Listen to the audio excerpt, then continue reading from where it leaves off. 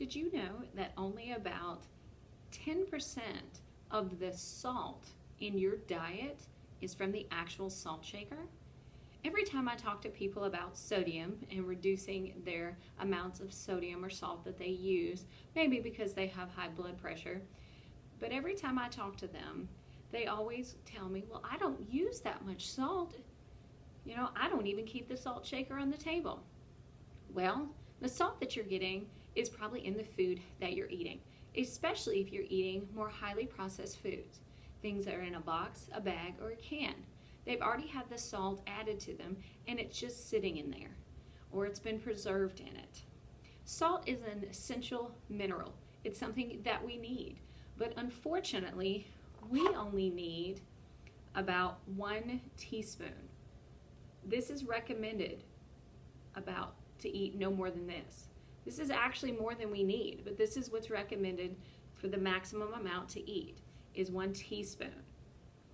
But Americans on average get 2.5 teaspoons of salt per day. So we only need 1 teaspoon, but we're getting 2.5 times that amount every day. And that's why we have problems with our blood pressure. It's because we're getting it in so many other things. And again, I said it's recommended to get no more than 1 teaspoon. You only need 1/4 of a teaspoon. This is all that you need every day. So even though salt is essential and it's something that we need in our diet, we don't need it at the amount that we're getting it. A lot of times people are concerned about, well, I don't put salt on my French fries when I go out to eat.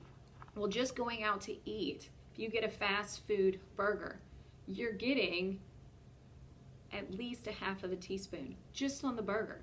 I'm not even talking about your fries. The burger has this much salt. We tend to think about fat when we're thinking about the burger, but there's also a lot of salt with it too. When we're eating potato chips, 26 potato chips, just about 2 ounces of potato chips, and we've already got almost 1/4 of a teaspoon there, just in the potato chips. So having 1 snack a day, if they're potato chips or if they're highly processed, might be all that you need. So what can you do? You can just make a little bit healthier choices. So even when we're talking about our meats, or if we're talking about soup, buying 1/2 of a can of chicken noodle soup, and this teaspoon, this test tube, is almost completely filled. This is just half of the can of the chicken noodle soup. Why not make it yourself? So a bowl of homemade soup without the added salt, there's only a tiny little bit of kernels, the salt granules, in this test tube. That's a big difference to go from almost an entire test tube to just a few grains.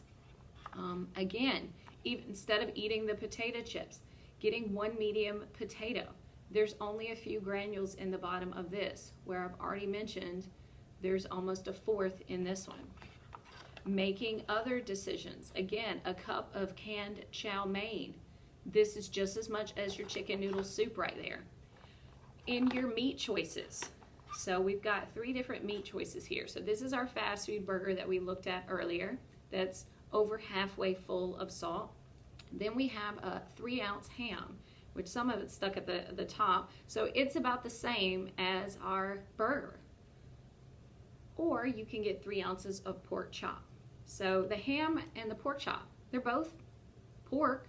They're just 2 different varieties, 2 different parts of the ham. Okay, and this only has a tiny little bit in the bottom of our pork chop. So just making some better decisions. If you do go out and you get your burger, or you get some fried chicken or something like that, can you have a healthier side? Instead of having the potato chips or having the French fries, can you get a cup of fruit? What can you make? Can you make your own soup? Also, think about portion control. You can go and get your burger or get your chicken, but can you get a smaller amount at least? It'll help you save calories, but it'll also help your heart by lowering your blood pressure because you're reducing the amount of sodium that you're taking in. Because Heart disease is the #1 killer of women, and we don't want any of you to be experiencing heart health issues. This is Jennifer Brown, Family Consumer Science Agent with the North Carolina Cooperative Extension Service. Thanks for tuning in.